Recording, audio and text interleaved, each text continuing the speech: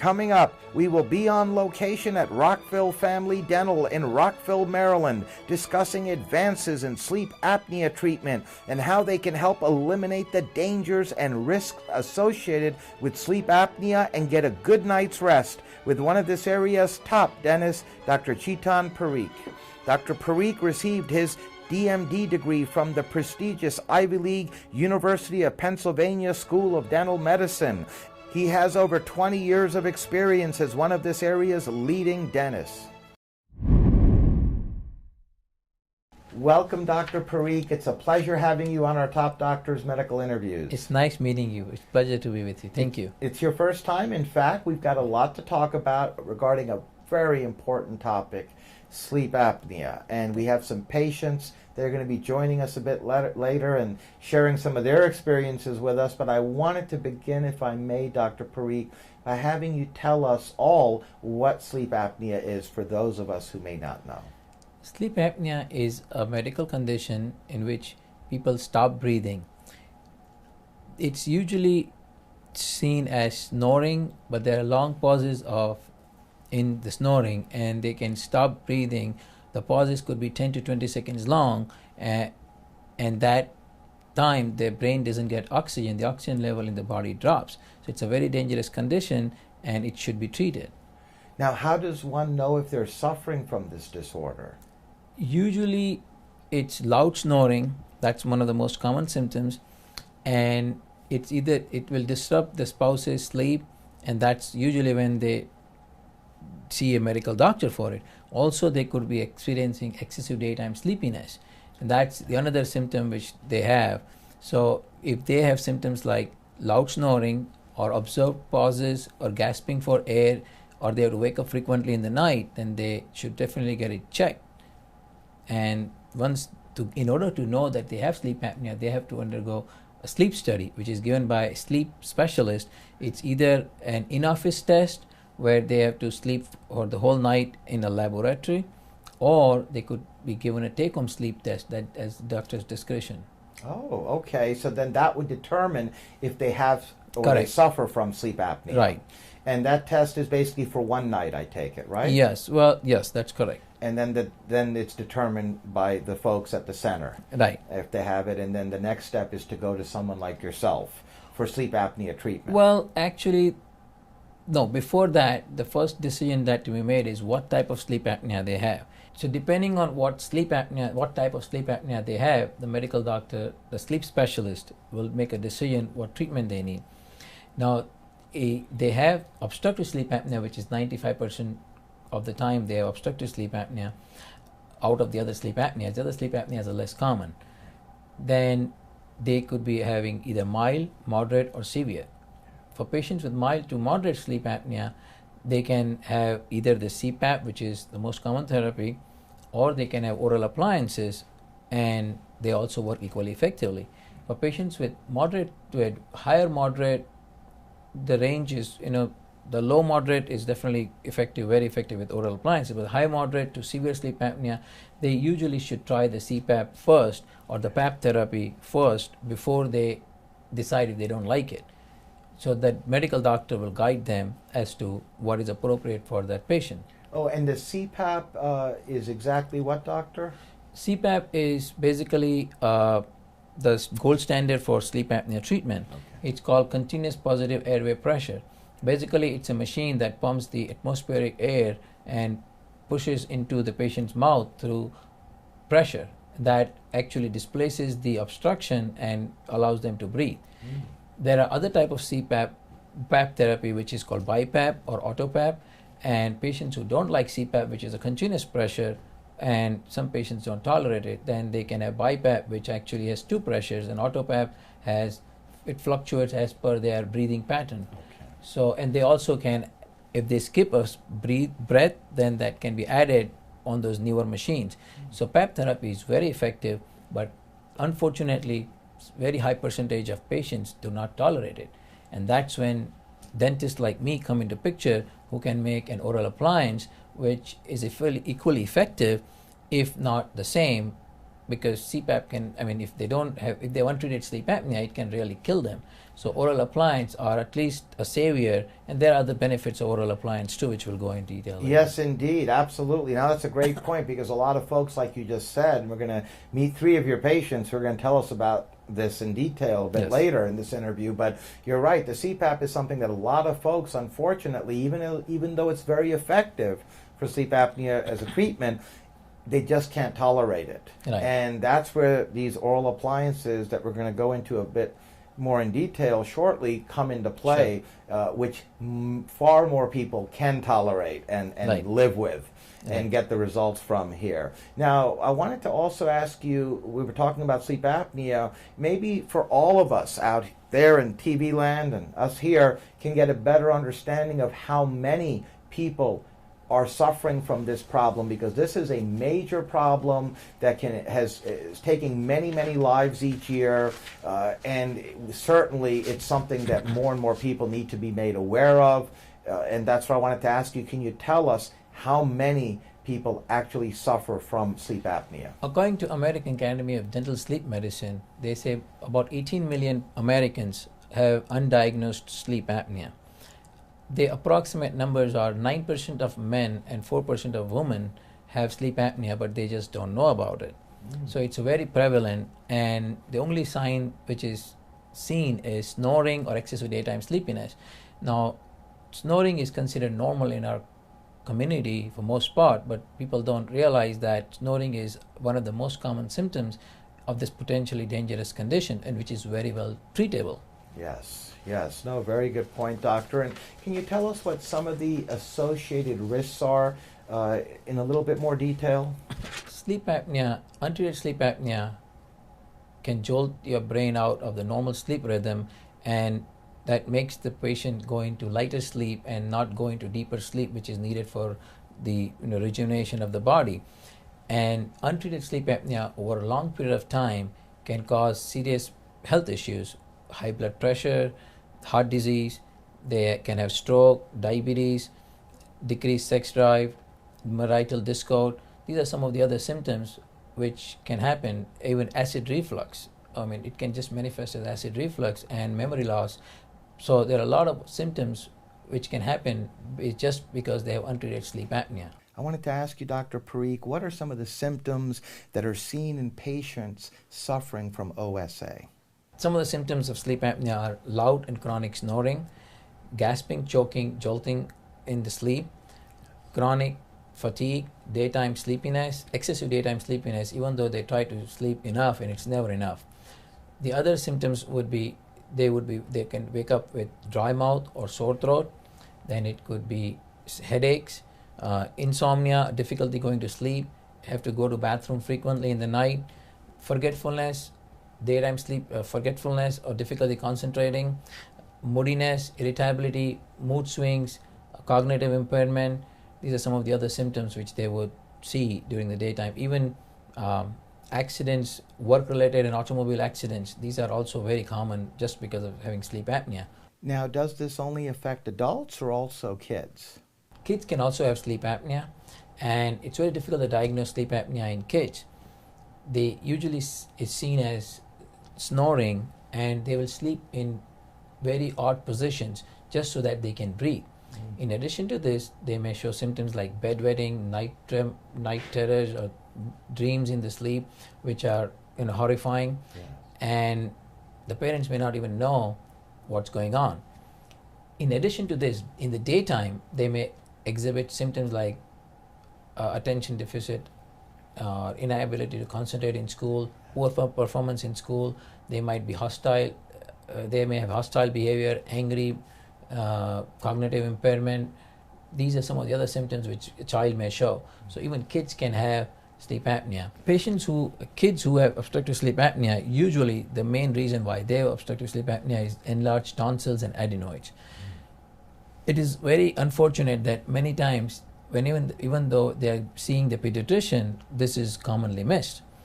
And enlarged tonsils and adenoids can cause them to not breathe properly in the sleep.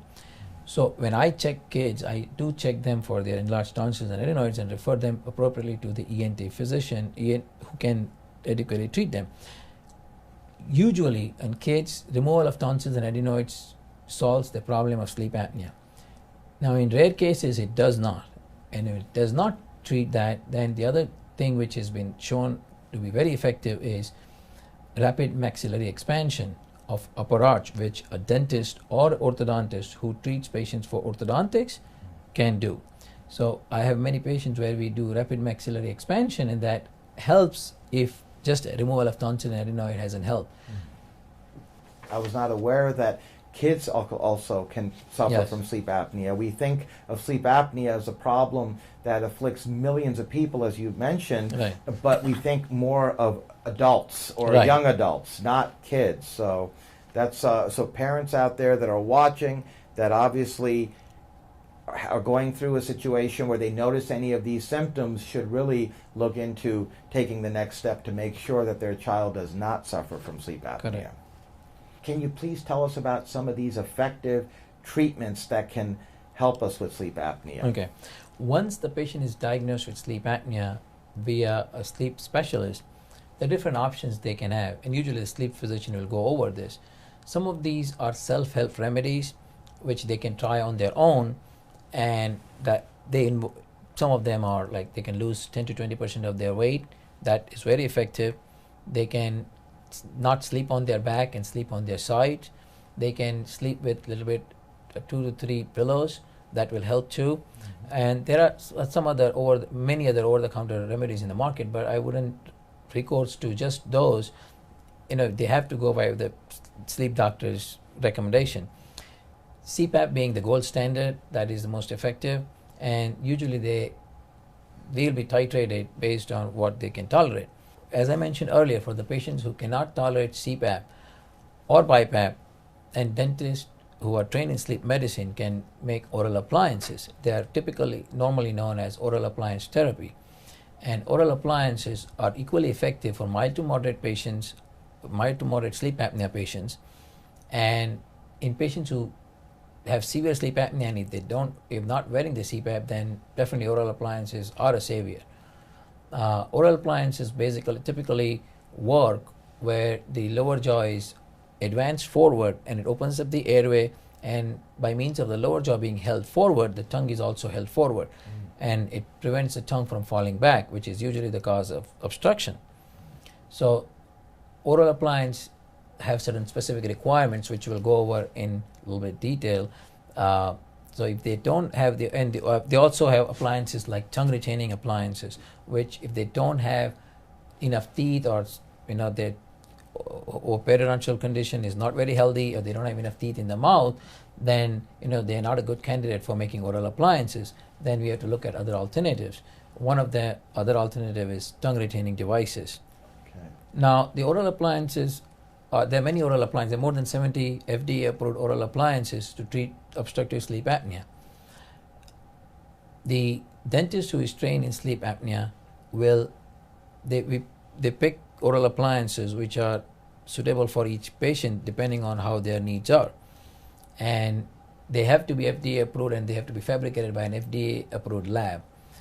The other good thing in the United States that is happening nowadays is the medical insurances are covering the appliances for obstructive sleep apnea. For the patients out there, they should know that these appliances being medical treatment, they are built under medical insurances, and most insurances, including Medicare, cover oral appliances. That's a huge benefit, doctor, because that's a big issue, especially in this economy, and because I'm sure if the fact that insurance is now picking up sleep apnea oral appliances that can correct that problem, that's wonderful to know. That's great news, in fact. Can you elaborate a little bit more on the oral appliances, Yes, doctor? I will. The dental appliances are, as you mentioned, they're custom fitted, and they're thermoplastic material. They are usually made up of inner soft material and outer hard material. They have to be strong enough because the patient jaw there's usually bruxism going on, and they have to be strong enough to withstand the forces. Now, since they're custom fitted, they're basically made in a way where the lower jaw is advanced forward, and they are adjustable. They are not just in one fixed position. We as dentists, we decide depending on the range of motion of each patient, we advance them a little bit, and then there is more advancement which is possible depending on how the patient's jaw can tolerate. Yeah. So these are adjustable appliances which are custom made for each specific patient. And when the jaw is held forward, the tongue also, as I mentioned earlier, is retained in that position, and it doesn't allow the tongue to fall back. So some of the appliances which are FDA approved, which I fabricate, are Somnodent, Dorsal, Tab 3 and Tab 3 Elite. We also make Sleep Herbst. So these are some of the FDA approved devices, and they are also Medicare approved devices for obstructive sleep apnea treatment. That's great to know, doctor. And what type of results are they producing? What are you seeing in your patients? Well, I have a lot of patients who have not been able to wear CPAP.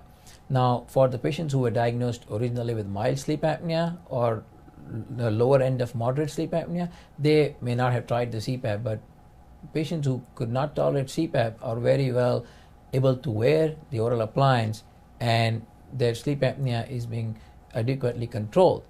We're now going to meet 3 patients of Rockville Family Dental who suffered from sleep apnea.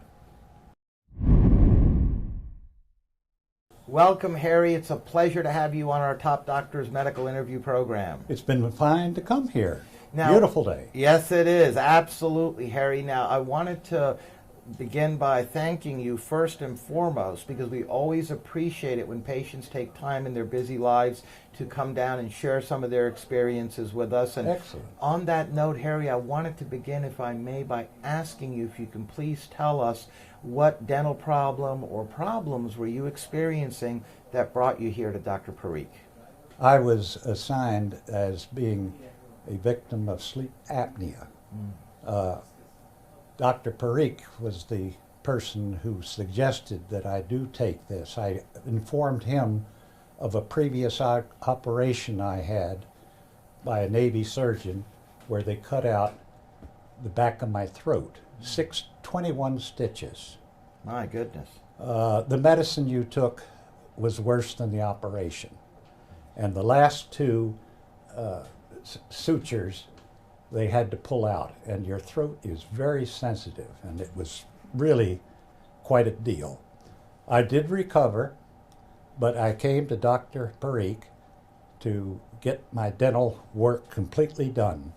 I had been going to a military doctor, an Army doctor as a civilian, and he filled all of my teeth with air pockets.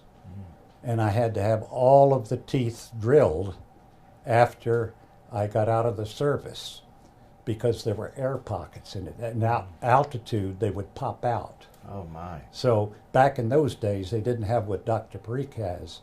They had the old drill with a string, and then they had a coreman that was just shooting water. Well, the story gets better as I go along. The good doctor did all the teeth work, and I told him about the sleep apnea problem I was having.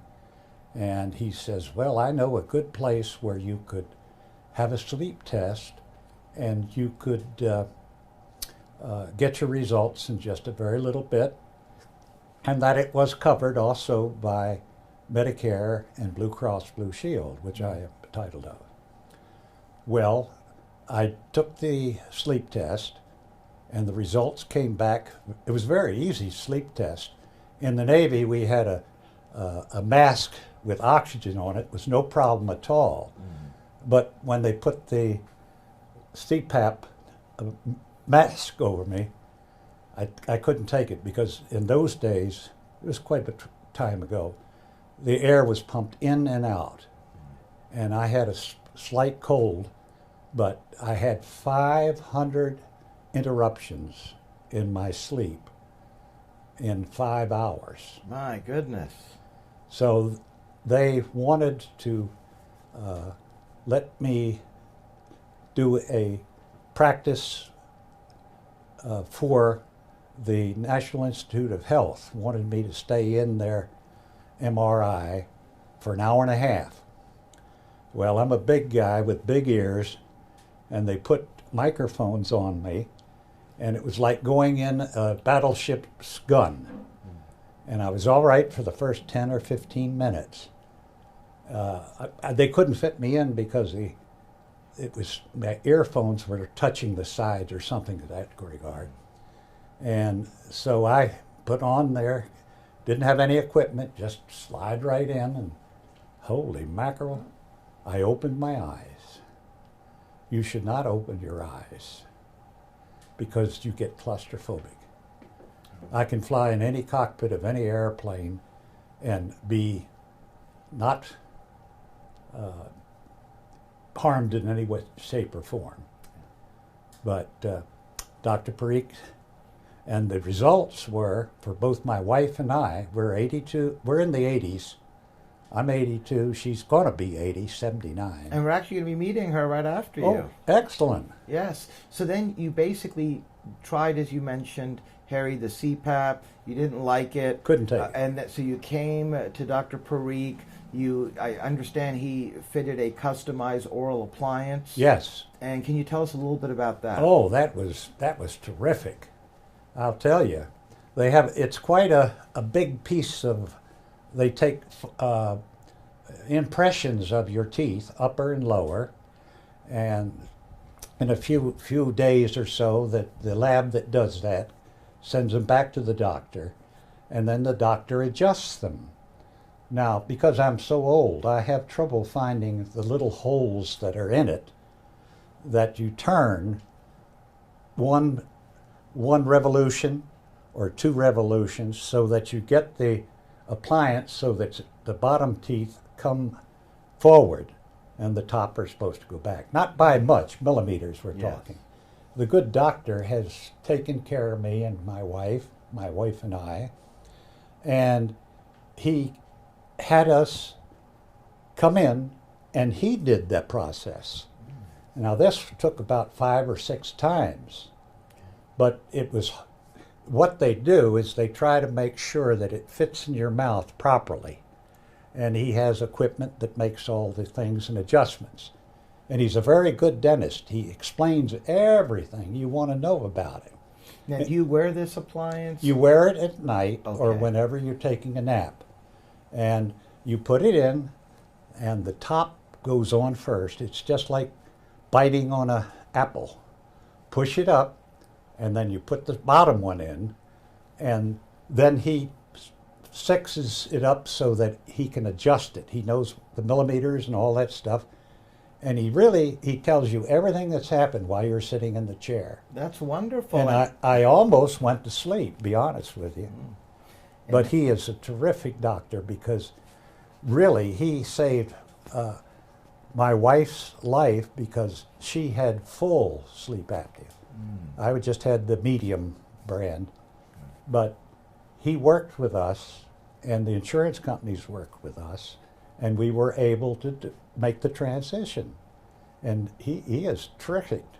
I'm very happy to hear that, Harry. And obviously, you and your wife, sleeping sound, sleeping safely. We have a silent room now. The snoring has stopped. The headaches that I had stopped. It was very uncomfortable when I would cough.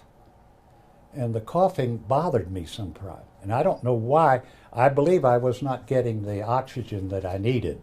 And by opening the back of the throat, the tongue is held up to open up the airway. And if you're sleeping in a good room with air, it comes right in quickly. And I have been very proud of having it in, and I even talk to people about it, because it is a life-threatening disease that can kill you early age. Yes, indeed. I'm very lucky that I survived the first operation, and I would suggest that anyone who has been diagnosed to visit with Dr. Parikh, listen to what he has to say, and then he will direct you to a sleep center where it's very simple. It's just like in your own home. You go in, you sit down, lay down, they'll talk to you for a while, and they'll put something around your head. No poop, no pipes coming in or masks coming in or anything. It's very quiet, and you go to sleep. And you sleep for a good 6 to 8 hours, and you wake up, and they say, "Would you like breakfast?" "Why, certainly." So we had breakfast, and he said, the operator of the sleep test said, "We will send the instructions of what the results are of your tests, both you and your wife." And I said, "That's fine." And we found out that because I had the back of my throat cut out way back when, that it improved me to be a moderate sleep apnea. Which is great to hear. And Oh, obviously, the results have been very powerful, as you just touched on Excellent. and described for us in detail, Harry. And on that note, I'd like to thank you for joining us and being a guest on our program. Well, it's been a pleasure. It was a pleasure having you on, Thank Harry. you Thank very you much. It's wonderful having you on as well, Carol. We just obviously had a discussion with your husband, and Yes. he was very informative, very insightful. And Harry's quite the character indeed. Oh, he is indeed. And you all, I understand, have been married for 55 years. Yes, it'll be 56 next May. Congratulations. Not too many people can say that. No, they can't. That's right. And we're very happy for you all. And obviously, Harry told us about his experience. He also went in a little bit about how you also suffered from sleep apnea, a more Yes, severe severe case of it. Can you please tell us a little bit about that? I started out, I have severe asthma, so I've been going to a pulmonologist. I had been going to Dr. Weiner, and he had set me up in 2009 for a sleep test. And they found out I had bad sleep apnea. But then I went to another pulmonologist, and he wanted me to try the machine. The CPAP? Yes, the CPAP. And what But I happened? tried that off and on for 5 or 6 months. I don't know why I couldn't use it. I tried every attachment with it. Yes. And I wasn't in pain or anything. I just couldn't sleep. So when they took me off that, they'd had me on oxygen, like 2% at night. And we had come to Dr. Parikh, and he had suggested the appliances. Sort of like the one your husband has. Well, mine's separate. So you got your own. I have a different one. Mine is 2 pieces, Okay, so yours is 2 pieces. and his is 1. Okay, and where are the 2 pieces fitted within your mouth? Well, the one fits right up there in the top, and the Okay. other is in the bottom. It has looks like 2 little fangs sticking up And you put that on at night. at night. when you go to sleep. Yes, when I go to sleep. And does it only take a moment or two to put it in? Yes, it just takes a moment or two. Okay. And Dr. Parikh, he was so patient, because when I first got it, he'd advance it, and then it'd be too tight, so we'd have to go back again. Yeah, you had to adjust it to and make sure it's adjust it, just yes. right. Finally, right now, I seem to be doing fine. I'd get these bad asthma spells, and then Yes. if I'm coughing a lot, I couldn't use it. Yes. But I've noticed we've been going, when we go away now, like hotels, I always used to snore a lot more. I don't know why, but I haven't been snoring at all when we've been going away. Even staying at my daughter's, My because they goodness. all used to close the bedroom doors before, because I made so much noise. Because of the snoring that Yes, was very the loud. snoring, but now that I have the appliances, it took me a while to get adjusted more than Harry, but they're working fine now, and I'm not snoring, and I don't get up. I used to get up like a couple times at night to make trips, but I haven't been getting up at all till about 5 or 6 in the morning. Very happy to hear that, Carol. And whenever I needed advanced, we'd pop in here and he'd adjust it. Carol, but for all the folks out there watching, many of whom suffer from different degrees of sleep apnea, and we all know how it can really, really get to the levels of even taking, Yes, we can it pass can. away, basically. I mean, it's so many people have died from it and die from it each year. And I just wanted to thank you for coming on and giving us your personalized experience and how effective the appliances have worked for Very you. effective. And for the folks out there watching, what would you tell them? I would tell them to check with their dentist, and they will fit you for an appliance. And when it comes, the dentist will work with you to get it adjusted. Sometimes you've got to, have it much tighter or looser. But it's wonderful once you get the appliance. Well, you can sleep better Yes, and I safely. sleep better, and I sleep longer at night, and I feel better in the morning. And I'm sure Harry's And I don't happy. snore. He likes that. Yeah, I was about to say, I'm sure Harry's happy with the fact you don't snore. Yes.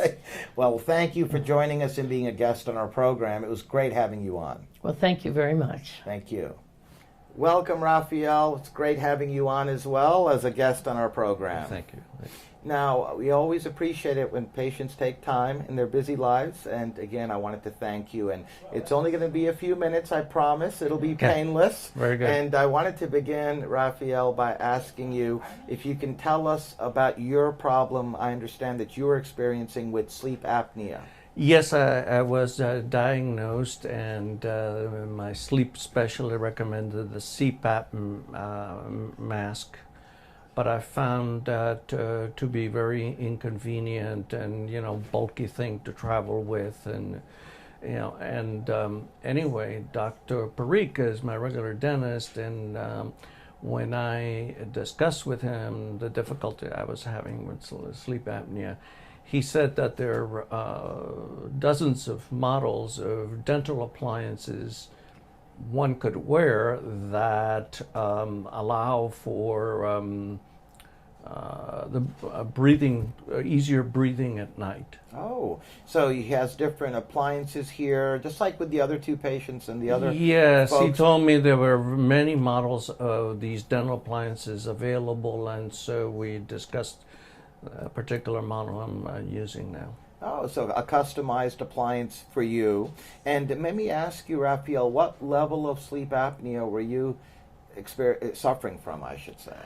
Well, it turns out that I have had more sleep apnea when I slept on my back, but when I slept on my side, because there's not so much pressure with the tongue, blocking the wind, it was not as much. But the issue is there, and so I had to do something about it. So you had the appliance fitted for yourself. Yes. And you wear it at night. Yes, the appliances have to be fitted for taking a mold of each individual patient. Yes. And you just wear it in the evenings Oh, when you're yes. sleeping. Oh, yes.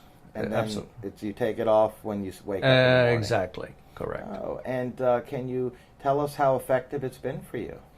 Well, it's been very helpful. I don't feel as tired as I did before wearing this appliance, and so it is.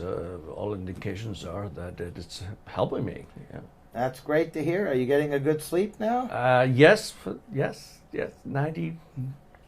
99% of the time. Oh, I'm very happy to hear that. And before we let you go, Raphael, for the folks out there watching and suffering from sleep apnea, what would you tell them about not only Dr. Parikh, but your experience with the staff here at Rockville Family Dental? They're very pleasant, very friendly, very helpful. When I call them, I have no difficulty arranging an appointment at a suitable time for me, etc. And so they've been great. Well, on that note, I'd like to thank you, Raphael, for joining us and sharing some of your experiences with us and being a guest in our program. Thank you. Thank you. We're now back with Dr. Parikh. Tremendous results, Dr. Parikh. Harry, his wife Carol, not to mention Raphael, all sleeping much better. Their lives have changed, certainly, for the better. Yes, it is. Thank you. Great results indeed. Now, can you tell us how long a patient would wear or have to wear this oral device? Is it something that is a treatment something that takes years, or is it months, or is it? Can you give us an idea? Yes. Now, obstructive sleep apnea, if they lose weight and if it usually is a condition that needs treatment for life, Okay. in a sense. So yes, the oral appliance has to be worn every day, all day, every night, all night, and it is something which it gets resolved when they are up and awake. It only comes when they are sleeping. So they have to wear the oral appliance kind of forever, but the appliance typically have a life, 2-3 years. So every 2 or 3 years they may have to make the new appliance, and there are obviously changes that come up. So it also helps them. If there is new technology that's being added, then that can make a little correction in the oral appliance. Nowadays, actually, there are appliances being made where they trying to put sensors which can monitor the compliance of the patient. It's still not very predominantly out there, but that's really the next step going in the future, where we can put a sensor in the patient's appliance so that can be monitored what the compliance is and if there is any apnea episodes and things like that, which is coming. Yes, that's certainly good to know for the future. Right. But no, that's very fascinating what you're telling us. It's great to know that the results are very powerful through the oral devices and the appliances that you've told us about here. Obviously, the patients we've had on, and it's certainly good to know that this isn't an appliance that one has to wear all day, but only at night when we sleep. Correct. To control the sleep apnea Right. problem, to treat it. Right. And one more thing. Now, usually when we make the appliance, once I fit them for the oral appliance, it has to have a doctor's prescription, the medical doctor's prescription, and then I have, as per the guidelines of American Academy of Dental Sleep Medicine, we have to make sure we take adequate records to make sure that they are enough teeth, their teeth are healthy, their TMJ is healthy, so we take adequate x-rays and medical history. And once they are fitted for the appliance, they have to wear it, but it needs titration, meaning they have to come frequently to see the dentist, and we adequately make sure it's adjusted, and they can self-advance it on a daily basis as per what we agree and what I recommend. Yeah.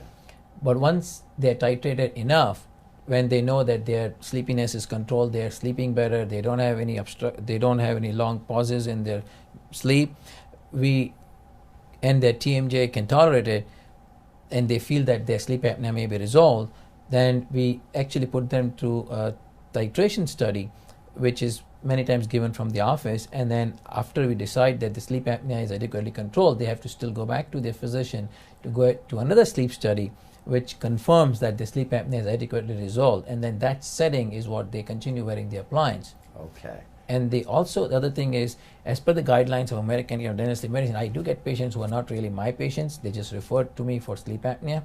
Then I have to continue to see them on a monthly basis for first 6 months, then after a year, and then every once a year as long as they wear the appliance. So those are the guidelines set by American Academy of Dental Sleep Medicine. Okay, no, that's certainly great to know. I appreciate you letting us know that. And we're literally out of time, Dr. Parikh, but I wanted to ask you before I let you go, you and your practice, Rockville Family Dental here in Rockville, Maryland, have certainly established a reputation for excellence in not only treating sleep apnea, which you're one of this area's leaders in, but also in offering all the other services at a very high quality level, patient care as well. I'm talking cosmetic services that you offer, not to mention general dentistry. And I just wanted to ask you, what would you say helps separate you and your practice from some of the others in this area? I'm a dentist who's trained in oral medicine. I spend more than 200 hours each year taking continuing education courses so that I can perfect all different procedures and be updated with the newer procedures. We at Rockville Family Dental don't just want to try to provide one-stop shop for most patients, for most dental procedures, so that way they get all the treatment in the office and they don't have to go to different offices, and they get the same quality treatment. When I'm doing the comprehensive exam, I'm just not looking at the teeth. I also look at the oral manifestation of systemic conditions and try to look for correlations between systemic conditions. If they have malocclusion, also make sure that, I will look at TMJ in general, but, diagnosing in advance, or at least warning the patient of possible TMJ disorders in future, so that they can treat the malocclusion early on. Or if they have severe clenching and grinding, then, they could be having sleep disordered breathing. We involve a sleep medicine doctor. If they have severe gum disease, they could have also potentially diabetes. So we involve advise them to get it tested. Even in kids, they could have sleep disordered breathing, and that just could be because if they have enlarged tonsils or constricted upper arch. We make sure we direct the patient in the appropriate direction so they can get involvement of the other doctors and get treatment appropriately. So in general, what it means is we don't just treat the patient for the teeth or oral conditions, we also treat the patient as a whole and provide them good care. Well, on that note, I'd like to thank you, Dr. Parikh, for joining us, enlightening us, educating us on a very important topic, how to treat how to effectively treat sleep apnea, and we'd love to see you back on in the future sometime. Thank you very much. It was a pleasure to have It you. was our pleasure. Thank you.